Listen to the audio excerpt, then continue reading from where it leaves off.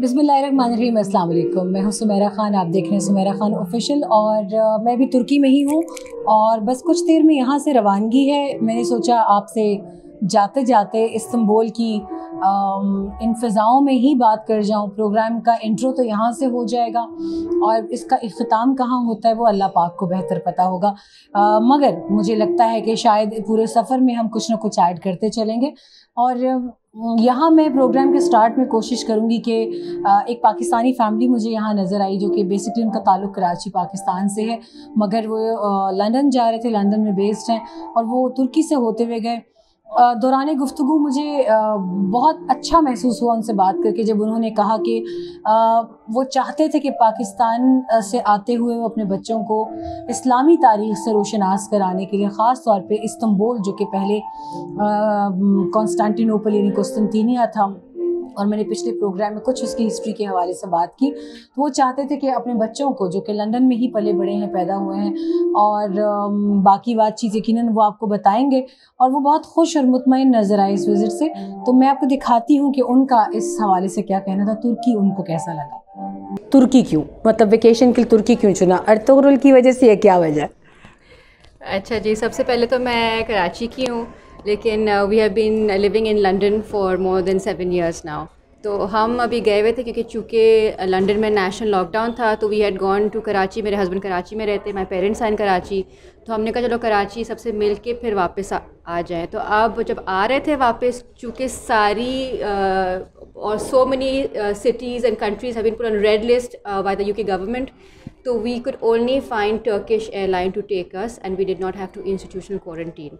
तो टर्की इस वजह से हमने चूज़ किया क्योंकि ट्रांजिट लंबे थे, 24-36 आवर्स के ट्रांजिट थे, तो हमने चलो 4-5 दिन यहाँ रहते हुए जाते हैं, बच्चों को दिखाते हैं। दूसरी बात ये है कि मेरी जो बेटी उधर मरियम, उसकी बर्थडे है और वो इर्तुगरुल फ़ैन है बहुत बड़ी।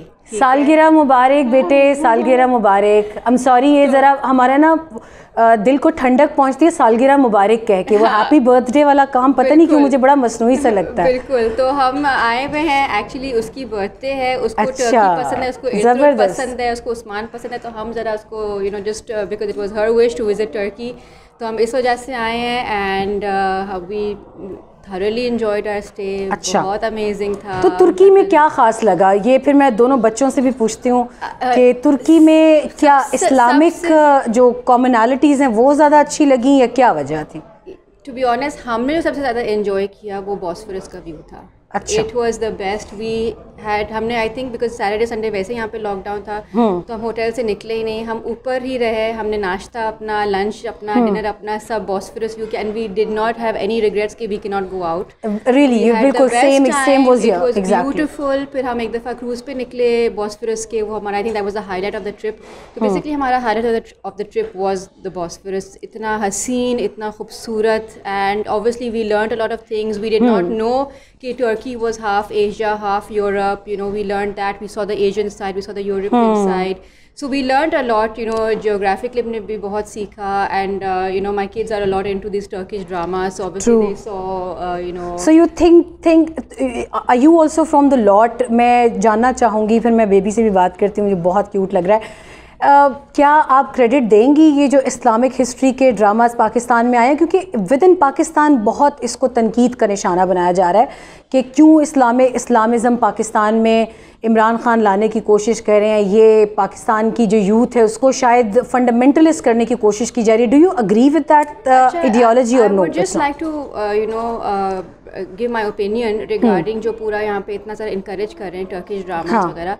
आई रियली फील कि ठीक है, इट्स रियली अमेजिंग कि हम जो दिखा रहे हैं पाकिस्तान में हाउ इस्लाम कैसे फैला और कैसे कॉन्कर हुआ, एंड ऑल द जो हम इर्तुगरुल में देखते हैं, and obviously that we been learning. हम जो टोपकापी पैलेस हम विजिट करके आए and everything, and obviously we learned about how the conversion of churches into mosques, and also apart from that हम जब गए थे टोपकापी पैलेस, तो वहाँ पे जैसे जो आपने भी विजिट किया होगा, जब हमने एंट्री किया तो हमने देखा था कि हमारे लेफ्ट साइड पे there was a church which was inside the palace, so which kind of it gives a lot of क्या कहते हैं, shows a lot of diversity diversity और टॉलरेंस, रिलीजियस टॉलरेंस ऑल्सो कि उस ज़माने में भी जो है वो बादशाहों ने अपने पैलेस के अंदर चर्च बनाए हुए थे to spread tolerance and you know मतलब दिखाने के लिए कि ठीक है जो मुसलमान भी हैं तो we need to obviously Christians are also they have the right of you know worship and they have their church and everything.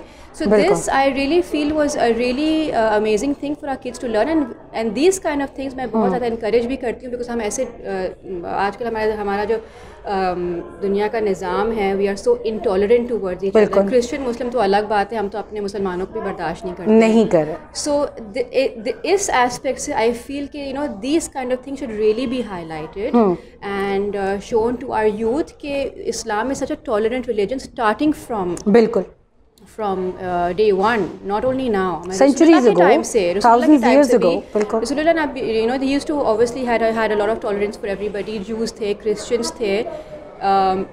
Even the animals, the बच्चों का highlight of the trip was the animals, the way they have kept the animals. हर दुकानों में उनके लिए खाना पानी रखा हुआ है. Animals are living fear free. अब हमारे पाकिस्तान में क्या हो रहा है, कितने कुत्तों को मार रहे हैं, poison कर रहे हैं. This is you know such a massive campaign going on.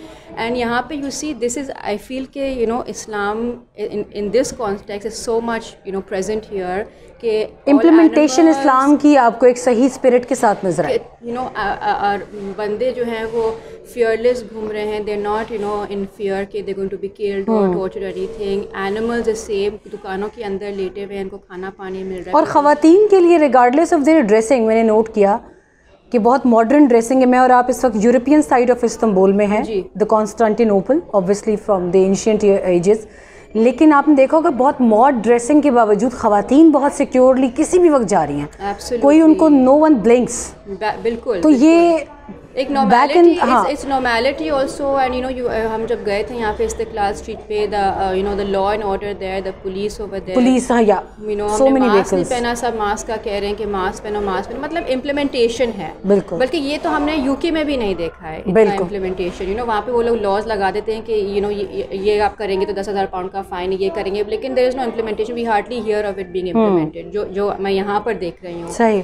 So it's amazing that way, and you know we've really you know learned so much and seen so much here, and I really hope कि you know one day कि as far as मुझे तो animals का बहुत ज़्यादा अच्छा लगा था, मेरे बच्चों को भी, and I feel कि you know hopefully one day the animals everywhere all around the world, because जितना ये land हमारा है उतना उनका भी है. अल्लाह पाक ने उनको भी पैदा किया, बनाया है. They are also creations of Allah subhanahu wa ta'ala, and they have the right to live here, you know, fear free. बिल्कुल. So it's beautiful, it's amazing, we really enjoyed. And should we talk to the baby now? Hello baby, कैसे हैं? ठीक हूँ. क्या नाम है? मोहम्मद. कैसा लगा आकर? कैसा लगा आपको यहाँ आकर? अच्छा लगा मुझे. अच्छा मुझे ये बताएं, उस्मान की वजह से आए हैं या अर्तुगरुल की वजह से आए हैं? कौन अच्छा लगता है? अर्तुगरुल. मैंने वैसे भी अर्तुगरुल अभी तक ख़त्म ही नहीं किया. नहीं ख़त्म किया? तो क्यों नहीं ख़त्म किया आपने अभी तक? मैं बोर हो रहा था. बोर हो रहे थे. तो अब जब आपने अभी अर्तुगरुल नहीं ख़त्म किया तो फिर आप कुरुल उस्मान कब शुरू करेंगे? मैं नहीं करूँगा. नहीं करेंगे? अच्छा चलें, वील मेक श्योर. अब आपकी मामा के साथ मैं शर्त लगाऊंगी, अगर आपने दोबारा शुरू किया तो आपकी मामा फिर मुझे 100 पाउंड्स भेजेंगे. ठीक है? ठीक है. और अगर आपने ना शुरू किया तो फिर मैं भेजूंगी. ठीक है. पक्का? चले. अच्छा, we had a little girl as well. Iman, आ जाए बच्चे, ज़रा आप मुझे बताएं. ये बहुत प्यारी सी बच्ची है हमारे साथ, ईमान. ईमान, आप कैसे हैं बच्चे? I'm good. How was your visit? It was really nice. Like, so what is your takeaway from here? the architecture is really good. Like in the mosque, what was that mosque called? Sophia, Hagia Sophia. Hagia Sophia, like, yeah. The building, everything, the inside. And you know, it was earlier not a church, nor neither it was a church or a masjid. It was a UNHCR's. You can say that it was one of the preserved spots of UNHCR. But recently, it has been once again converted into a masjid by the Turkish government. So, what did you like the most about Hagia Sophia's architecture? Because there is a very strong link in the history. When Constantinople was conquered, the Sultan, according to the prophecy and according to the dream, he went straight to Hagia Sophia and he saw that church first. So what did you like the most? I liked the dome because it was so detailed and there was like so much. Exactly. Color. जी तो जनाब, अभी हम पहुंच चुके हैं Istanbul airport के ऊपर और यहाँ से हमारा अब वापसी का सफ़र है। अभी हम पहुंचे हैं यहाँ से दोहा और दोहा से हम इस्लामाबाद के लिए रवानगी होगी और देखते हैं कि यहाँ पे फिर हमारी अगर किसी से मुलाकात हो तो हम उनसे कमेंट्स लेंगे। मगर कोविड की वजह से और लॉकडाउन की वजह से काफ़ी ऐसे SOPs हैं जिसकी वजह से लोगों को एक दूसरे से सोशल डिस्टेंसिंग पर यहाँ पर सख्ती से उसके ऊपर इम्प्लीमेंट कराया जा रहा है तमाम तर नज़्म ज़ब्त। और ये भी परमिशन नहीं है कि 2 या 3 से ज़्यादा लोग किसी जगह पर इकट्ठे इवन खाने के लिए भी जमा हों। तो ये इस्तांबुल एयरपोर्ट है और ये आप देख सकते हैं कि गहमा गहमी इतनी नहीं है जितनी रूटीन में यहाँ पर होती है। तो यहाँ पे पुलिस जो है वो भी गाहे बगाहे आकर चेक कर रही है और मुझे अच्छा लगा एक सिस्टम ये भी कि बहुत सख्ती से यहाँ पर अमल दरामद करवाया जा रहा है कोविड के SOPs के ऊपर। और सबसे बड़ी बात जो मैंने नोट की यहाँ पर कि एयरपोर्ट तो पाकिस्तान के तमाम तर एयरपोर्ट्स के साथ अगर मैं कंपेयर करूँ तो जैसे मैंने पहले कहा कि हर बंदे को अपने काम का पता है कि उसने अपनी ड्यूटी किस तरह से करनी है। और ये देख लें, हमा वक्त मसरूफ़ रहने वाला लाउंज इस वक्त बहुत साफ़ सुथरा, हर चीज़ नज़्म ज़ब्त के मुताबिक है।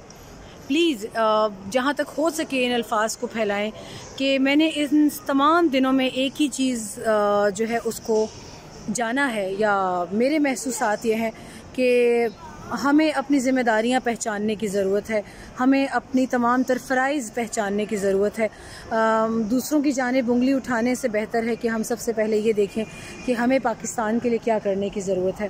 तो आई थिंक अगर हम वो पहचान जाएंगे तो शायद हमें किसी के ऊपर ब्लेम गेम की ज़रूरत नहीं पड़ेगी। तो इसी के साथ हम अपने यहाँ से सफ़र का आगाज़ करते हैं पाकिस्तान के लिए। अपने घर वापसी हम कर रहे हैं और दिल बहुत खुश है, इसमें कोई शक नहीं है। और वापस पहुँचकर फिर इंशाअल्लाह ताला हमारी आपसे मुलाकात होगी।